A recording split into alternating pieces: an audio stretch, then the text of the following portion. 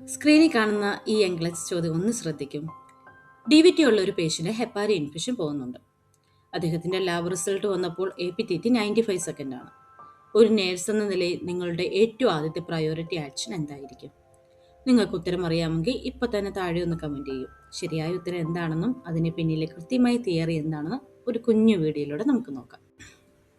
ഈ ചോദ്യത്തിന്റെ ശരിയായ ഉത്തരം ഓപ്ഷൻ സി ആണ്. അതായത് ഹെപ്പാരി ഇൻഫെക്ഷൻ ഉടനെ തന്നെ നിർത്തുക, എന്നിട്ട് ഡോക്ടറെ അറിയിക്കുക. എന്തുകൊണ്ടാണ് അങ്ങനെ ചെയ്യുന്നത്?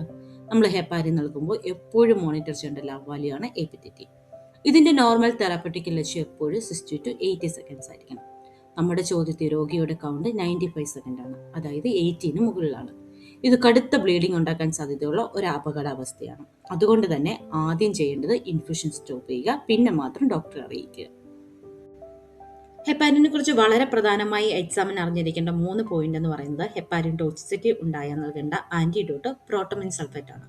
വളരെ സ്ലോലി IV നൽകുക. അതുപോലെ തന്നെ ലാബ് വാല്യൂ APTT മോണിറ്റർ ചെയ്യാൻ മറക്കരുത്.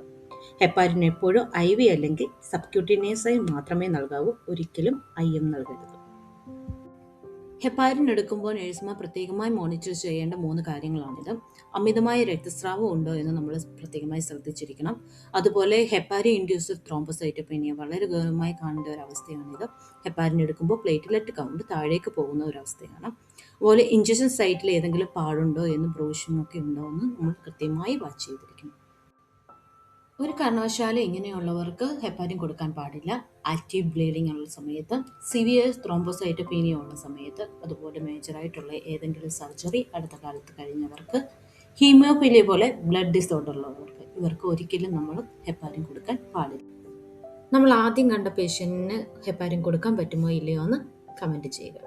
അപ്പോൾ ഈ വീഡിയോ നിങ്ങൾക്ക് ഉപകാരപ്രദമായെങ്കിൽ ലൈക്ക് ചെയ്യുക, സേവ് ചെയ്യുക, ഷെയർ ചെയ്യുക, നിങ്ങളുടെ അഭിപ്രായങ്ങൾ അറിയിക്കുക.